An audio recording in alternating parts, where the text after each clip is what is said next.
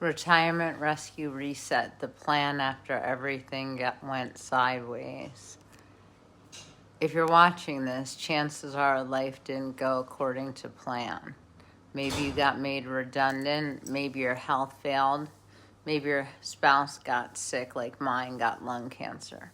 Maybe retirement turned out to be a lot more expensive than the brochure promised. Or maybe you're like me. You spent decades doing the right things and one day looked around and realized the map no longer matched the territory. I didn't plan for this. I didn't plan to lose my income through redundancy.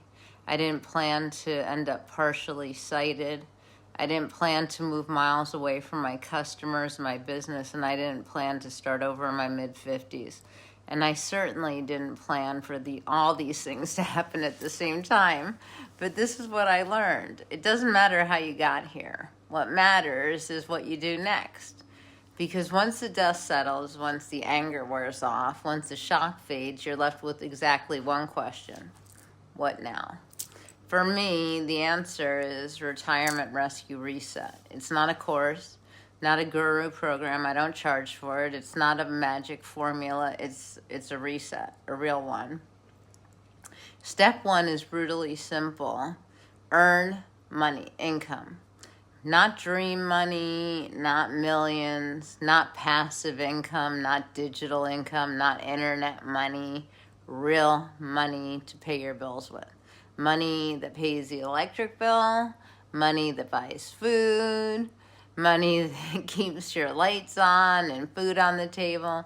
And for some people that means dog walking, dog sitting. For some it means service ironing in your neighborhood. For some it means selling things on eBay and Vinted. For some it means helping neighbors. For some it means cleaning. I don't care what it is. Pride doesn't pay your bills. Action does. And then comes step two. Spend less than you earn. I know. When you're earning nothing, it's really hard. Not sexy. Not exciting. Okay? It's not viral. It's not glamorous. But every financial recovery I've ever seen starts with that one rule. If more money goes out than comes in, eventually the math wins. So we stop the bleeding. Then we create breathing room. Then comes the emergency fund because life is going to throw another punch. It always does. The washing machine breaks. The car needs repairs. The roof leaks. Something happens. An animal gets sick in the house. Something happens. A birthday. Unexpected.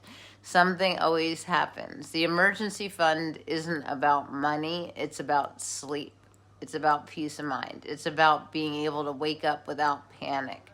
And once the foundation exists, we can think about the future. And then we can think about maybe investing a little bit here, £5 a month, £5 a week. And then we can think about freedom, but not before.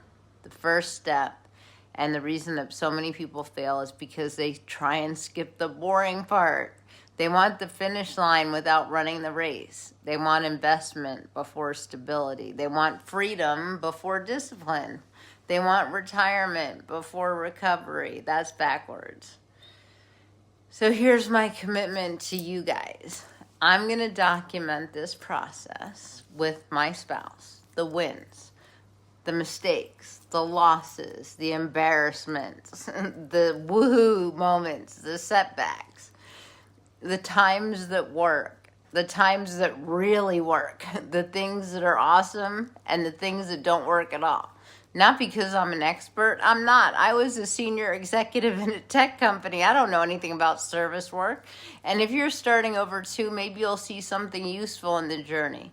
Maybe you'll avoid some of my mistakes. Maybe you'll realize you're not the only person trying to figure this out over 50. And maybe, just maybe, we'll prove that starting over in our 50s doesn't mean it's the end of our story. It's the beginning of the next part of our story. So if that sounds like something you want to follow, subscribe to me. Because we're not done yet. We're not even close. We've got a lot of life worth living yet. See you in the next one.